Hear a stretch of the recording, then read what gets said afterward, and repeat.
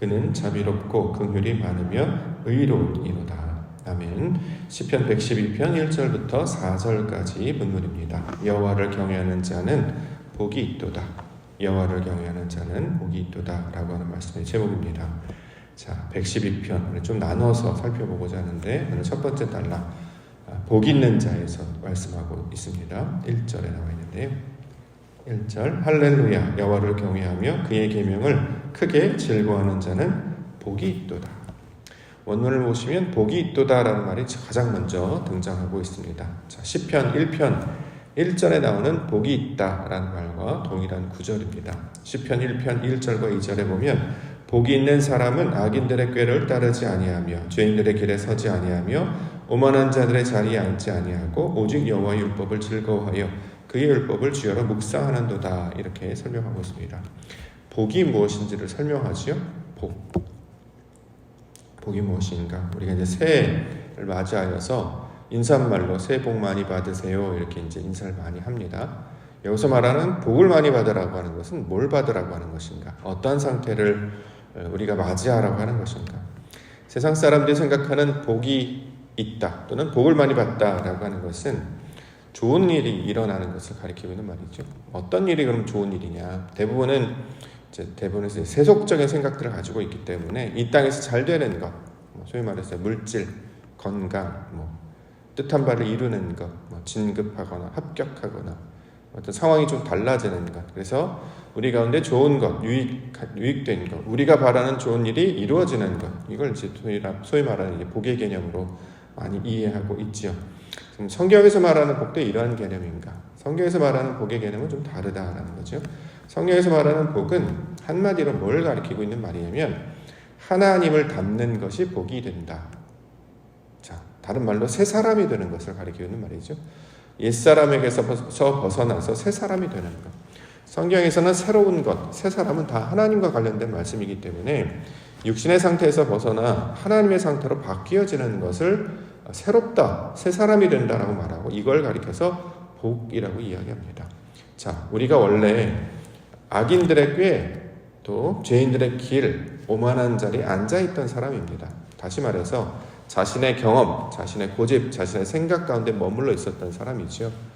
헛된 것을 쫓는 사람들이었습니다. 그런데 하나님께서 길을 바꾸어 주시는 거예요. 시냇가에 심겨진 나무처럼 옮겨 주십니다.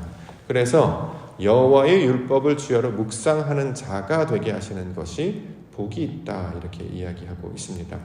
자, 자신의 생각과 경험에 계속 머물러 있지 아니하고 2022년도에서 2023년도로 바뀌었다면 새롭게 좀 달라져야 되지 않겠습니까? 한 살도 더 먹었는데 성장해야 되지 않겠습니까? 그럼 성장한다는 것, 달라진다라고 하는 것은 어제의 방식으로 사는 것이 아니라 내일의 방식으로 사는 거죠. 다가올 것에 대한 것. 그래서 우리의 생각도 깊이가 깊어지고 하나 더 배우고 하나 더 확장되고 한 걸음 더 나아간 상태. 이게 새로운 상태의 모습이라고 하면 2023년도는 달라진 모습이 되어야 되는데 어떻게 달라지느냐? 하나님의 뜻에 조금 더 가까운 상태. 하나님의 말씀으로 충만한 상태. 자, 이렇게 하나님을 닮는 상태가 될 때, 자, 이것이 이제 새롭게 되는 것, 변화되는 것의 내용이 될 것입니다. 즉, 자신의 생각과 경험에 머물러 있지 아니하고 모든 것을 하나님이 주시는 것들로 판단하여서 하나님이 기뻐하시는 뜻대로 행하고 아버지께서 원하시는 대로 생각하고 또 그대로 나아가는 것. 자, 이것이 새로운 사람의 모습이고 복 있는 자의 내용이 된다라는 것입니다. 자, 한마디로 하나님의 사람이 되는 것을 가리키고 있는 말이죠. 원래 우리가 사람의 아들들로 태어나죠. 땅에 속한 자로 태어납니다. 그러나 하나님의 하늘에 속한 자로 바뀌게 되는 것. 사람의 아들이었으나 하나님의 아들이 되는 것. 이것을 가리켜서 성경에서는 복이 있다 이렇게 얘기합니다. 자, 복이 있게 되기 때문에 우리가 주야로 여호와의 율법을 묵상하는 자가 되지요. 하나님의 뜻을 찾는 것입니다. 율법에 통해서 그러한가 날마다 하나님의 뜻을 찾고 구하는 자로 바뀌게 되는 것입니다. 자, 이래서 우리에게 가르쳐 준 상황을 통해서 날마다 배우고 깨닫고 적용하면서 살아가는 것. 자, 이것을 성경에서는 복이 있다. 다른 말로는 이게 이제 여호와 경외의 내용이었잖아요. 그렇죠? 여호와 경외는 몸 바깥에 있는 어떤 하나님을 대상화하는 것이 아니라 우리 안에 하나님의 것을 받아들이는 것. 이것을 이제 설명했는데, 자, 본문도 동일한 내용으로 설명하고 있습니다. 자, 그래서 어저께 우리가 살펴봤던 개념 할렐루야가 이제 바로 그런 개념이다라고 살펴보았습니다. 할렐루야, 하나님의 성질이 된다라는 뜻이잖아요. 하나님의 것을 우리가 보고 배워서 그가 가르치시는 대로 그대로 익히는 것이죠. 그래서 이게 이제 세상 가운데도 그대로 적용이 되기 때문에 학교를 가더라도 선생님의 가르침을 학생은 그대로 배우게 됩니다. 그렇죠? 이걸 이제 우리가 교육과정으로 이제 이야기하는데 성경에서 이것을 제자됨의 내용으로 가르치고 있죠. 세상으로 나아가서 제자로 삼다. 어떤 다른 사람을 학생으로 만드는 게 아니라 모든 것들을 통해 배우는 자가 된다는 뜻입니다. 우리가 제자가 되는 거예요. 배우는 자. 이전에는 배우는 자가 아니라 통치하고 가르치는 자였잖아요. 실제로는 본인도 그런 경험이 없어요. 문제를 풀어본 적도 없고 하나님을 깨닫지도 못합니다. 근데 이게 하나님의 뜻이다라고 잘못 가르치고 있었죠.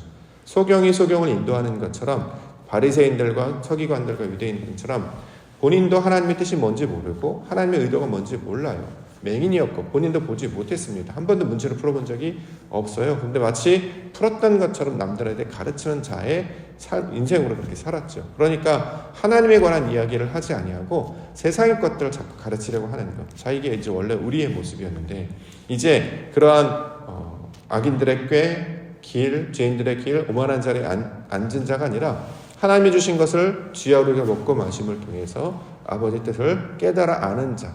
그래서 하나님의 아들이 되어가는 과정, 이거를 할렐루야라고 이렇게 말하고 있습니다.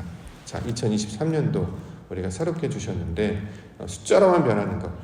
세상에서도 뭔가 새롭게 뭔가 이제 해가 바뀌고 그러면 뭔가 달라지려고 다들 애를 씁니다. 변화, 성장, 달라짐, 새로운 계획, 이런 여러 가지 일들을 통해서 무언가 새로운 것들을 추구하려고 하는 것이죠. 말씀의 사람이라고 한다면 더욱 그것들이 우리 마음 가운데 남아 있어져야 할 것입니다.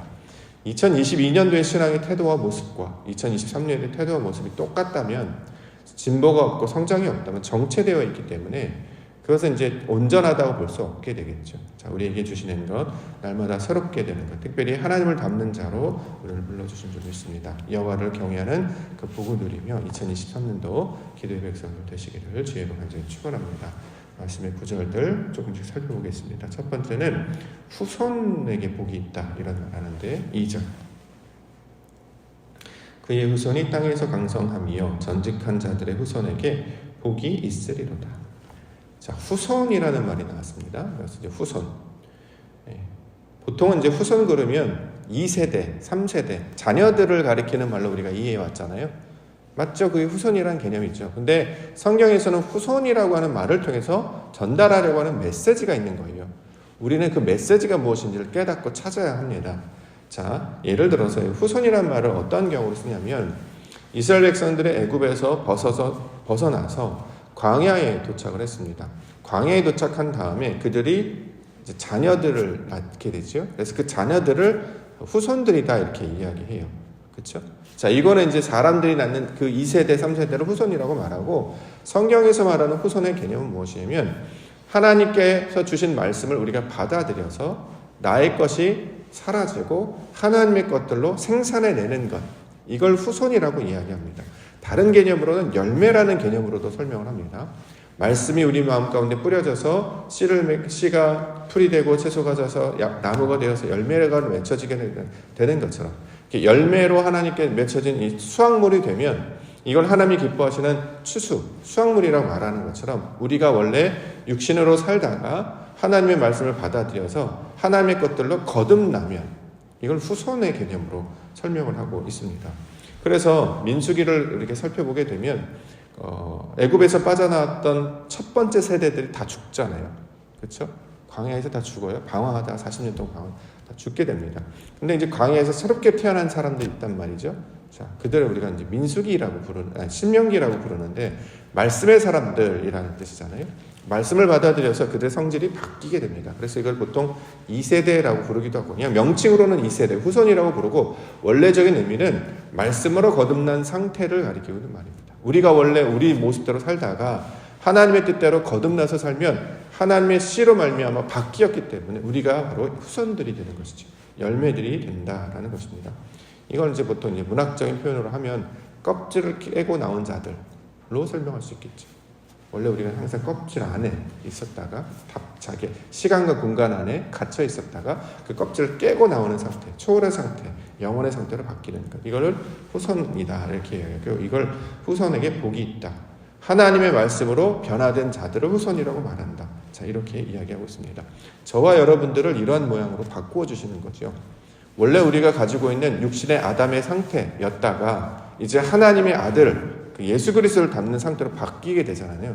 그래서 우리를 자녀들이다, 후손들이다, 하나님의 백성들이다, 자녀들이다 이렇게 부르고 있는 것입니다. 그래서 그 본질은 새 사람이 되는 것, 새로운 피조물이 되는 것, 자기의 것들 다 거두어내고 하나님의 것으로 바뀌게 되는 것. 자, 이것을 후손의 개념으로 설명합니다. 자, 두 번째는 부와 재물에 관한 이야기. 3절, 부와 재물이 그의 집에 있으며 그의 공의가 영구히 서 있으리로다. 자, 부와 재물이 그의 집에 있다. 성경에서 집이라는 개념이 나오면 항상 떠올려야 되는 것은 성전의 개념을 떠올리셔야 됩니다. 그래야 이제 의미를 이해할 수 있게 된단 말이죠. 자, 그의 집에 있다. 여기 집은 성전이기 때문에 우리를 가리키고 있는 말이잖아요. 고린도전서 3장 16절, 너희는 너희가 하나님의 성전인 것과 하나님의 성령이 너희 안에 계시는 것을 알지 못하느냐. 우리가 성전이란 말이죠. 성전 안에 있어야 될 것이 무엇입니까? 하나님이 있어야 된단 말이죠. 하나님이 어떻게 계시냐? 말씀으로 계시고 영으로 계시죠. 그래서 이것을 재물이라고 설명을 하는 것입니다. 여기서 말하는 부와 재물은 사람들이 생각하는 물질, 돈이나 금은보화를 가리키는 말이 아니고 성전 안에 하나님의 말씀이 아버지의 뜻대로 그 가치 있는 그대로 있게 되면 이게 부와 재물이 되었다라고 이야기하는 것이죠. 그래서 창고, 이게 이제 성전의 개념이 되기 때문에 그 창고에서 귀한 것들을 꺼내 나가다가 사람들에게 나눠주는 것. 자, 이 내용으로 지금 설명하고 있습니다. 하나님께서는 우리를 성전으로 바꾸어 주시잖아요. 하나님이 거실 처소가 되시기 위하여 임마누엘로 오셨습니다. 우리와 함께 하시기 위하여 찾아오셨죠. 우리가 성전이 됩니다. 그와 연합하게 되면, 그와 함께 하게 되면 우리가 성전이 됩니다. 그럼 우리 안에 우리가 원래 가지고 있었던 지식, 경험, 이성, 가치관, 심지어는 신앙관까지 다 무너뜨리고 하나님께서 가르쳐 주신 그리스도와 연합한 자의 그 진리에 붙들려 있는 것들로 채워지게 되면 이게 우리가 가져야 될 양식이요, 부요, 재물이 된다는 거죠.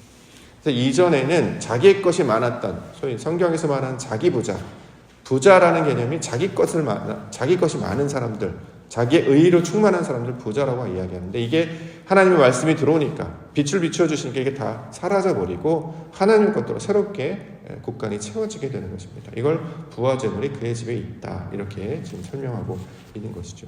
우리가 새 사람이 되기 위해서, 하나님의 사람이 되기 위해서 우리가 해야 될 것, 계속해서 끊임없이 하나님의 것들을 받아들일 수 있어야 합니다. 이것들을 하나님의 진리로 깨달을 수 있어야 된다는 거죠. 그래서 우리의 마음을 하나님의 것들로 채워 나아가는 것입니다. 그러면 이것이 생명책이 되기도 하고 하늘의 곳간이 되기도 한다는 거죠. 자, 하나님께서 이것들을 우리가 성경을 통해서 말씀하고 있습니다. 마지막으로는 빛으로 일어난다는 설명이 4절. 정직한 자들에게는 흑암 중에 빛이 일어나나니 그는 자비롭고 긍휼이 많으며 의로운 이로다. 자, 정직하다라는 개념인데, 정직하다라고 하는 것은 하나님의 것이 그대로 우리 가운데 나타나서 이루어지는 것. 자, 변개하지 않고, 변하지 않고, 바꿔지지 않고 하나님의 뜻대로 그대로 우리 가운데 열매를 맺고 그대로 이제 나타나는 것, 성취되는 것. 이걸 이제 정직의 개념으로 설명하고 있습니다. 정직의 개념이라고, 이제 개념에 대한 반대말이 거짓이라든가 기만이라든가 속임수라는 것은 하나님의 의도대로 만들어지지 않는 것을 가리키고 있는 말이죠. 속에 있는 것과 겉에 있는 것이 다른 경우, 하나님께서는 분명히 우리에게 말씀을 주셨다면 말씀의 열매를 내야 되는 것이죠. 심은 대로 우리 안에 나타나는 것이기 때문에 하나님의 것을 심었다면 하나님의 것이 나올 것입니다. 근데 하나님의 것이 아니기 때문에 가시와 엉겅퀴들을 나타나게 된다는 거죠. 이전에 우리는 열매를 맺지 못하고 늘 가시, 엉겅퀴, 이런 나쁜 어떤 열매들, 필요 없는 열매들을 맺는 돌감람나무, 돌포도주 이런 것들을 나타내는 자들이었는데, 이제 하나님이 주시는 그것을 아버지 뜻대로 맺혀지기 때문에 포도를 생산하는, 열매를 생산하는 자들로 바뀌게 된다는 것입니다. 이걸 이제 정직한 자들이다, 이렇게 이야기합니다. 어떻게 이런 일이 벌어졌느냐? 흑암 중에 빛으로 일어나기 때문에. 흑암 중에 빛으로 일어난다. 흑암. 창세기 1장 이전에 나오는 땅이 공허하고 혼돈하며 흑암과 깊음 가운데 있다라고 할 때 그 흑암이죠. 우리가 어둠 가운데 있는 자들이지 않습니까? 하나님의 뜻을 잘 분별하지 못하는 상태였는데 하나님께서 여호와의 영이 수면에 운행하시면서 행하시는 일, 빛이 있으라. 우리 심령을 비춰주셔서 하나님의 진리의 말씀을 깨닫는 상태, 어둠의 상태, 분별하지 못하다가 확 밝아지는 것. 이걸 이제 영적인 눈으로 이제 다시 열리다 이렇게 이제 설명하고 있죠. 자, 하나님의 말씀이 우리 안에 그대로 열매를 맺혀지니까 우리의 어두웠던 마음이 사라지고 하나님의 뜻을 분별하지 못했던 그 소경과 같은 시절이 사라지고 하나님의 것들이 보이기 시작하는 것입니다. 그래서 빛이 임하였다, 빛으로 일어나다, 이런 말씀을 이사야에서는 끊임없이 말씀하고 있는 것이죠. 그러면 하나님의 성질이 어떤 것인지를 보게 됩니다. 그는 자비롭고 긍휼이 많으시며 의로우니로다. 자, 하나님의 뜻이 우리 안에 그대로 나타나는 것, 아버지의 역사가 우리 가운데 역사하는 것들이 보이게 되므로 우리가 의로 바뀌게 되죠. 하나님의 것을 선택하는 자들로 바뀌게 됩니다. 원래는 자기 것만 선택했던 사람이었는데 자기 것들을 포기하고 그것이 무익하고 헛된 것임을 알아서 내버려두고 하나님의 것을 선택하는 자로 바뀌게 될 때, 이걸 성경에서는 의인이다 이렇게 이야기하고 있습니다. 자, 이처럼 하나님께서는 복이 없었던 자, 하나님이 없었던 자였는데 우리에게 찾아오셔서 말씀이 되어주시고 말씀을 갖게 하셔서 하나님의 뜻으로 알게 하시는 거예요. 그래서 복 있는 자가 되게 하심으로 우리의 생각과 성질과 성분들을 바꿔내신다는 거죠. 사람의 아들들에서 하나님의 아들들로, 자, 땅의 성질에서 하늘의 성질로 바꾸게 됩니다. 이걸 이제 다른 말로 새로운 사람, 거듭난 사람, 새 사람이다 이렇게 이야기하고 있는 것입니다. 말씀 우리 가운데 적용을 해보면 새해가 되었기 때문에 우리가 구하는 것도 새 사람 아니겠습니까? 그렇죠? 새로운 사람, 믿음 안에서 영적으로 성장하고 성숙한 사람 되어야 되지 않겠습니까? 그래도 한 살 더 먹는 것이 세상에서는 슬픈 일인데 나이 먹는다 그러면 되게 안 좋은 일이라고 이제 생각하는데 성경에서는 나이를 먹는다라고 하는 것은 하나님을 아는 지경으로 점점 좀 자라간다라는 뜻으로 설명을 하고 있기 때문에 우리에게는 영광이요 기쁨이 됩니다. 어릴 때는 나이 먹는 거를 그렇게 성장하고 빨리 크기를 좋아하다가 나이가 막상 들어서는 천천히 가기를 원하고 어려 보이기를 좋아하고 그렇게 되는데 실제로 이제 성경에서는 하나님을 경험한 자를 가리키고 있는 말입니다. 그러면 2023년도 우리 가운데 펼쳐지는 것들 통해서 이미 하나님이 차려놓으신 많은 일들이 준비가 되어 있는데 이것들을 우리가 잘 깨닫고 잘 받아들이고 잘 먹고 잘 채우러 나아가면 우리가 하나님을 아는 지경으로 점점 더 성장해 나아갈 것입니다. 자, 이처럼 하나님의 나라, 그 새로운 피조물을 오늘 기대하시며 그리스도의 분량을 닮아감으로 말미암아 복을 이루시는 그렇게 복된 자들이 되시는 여호와 경외의 백성들 되시기를 주의 이름으로 축원합니다. 하겠습니다.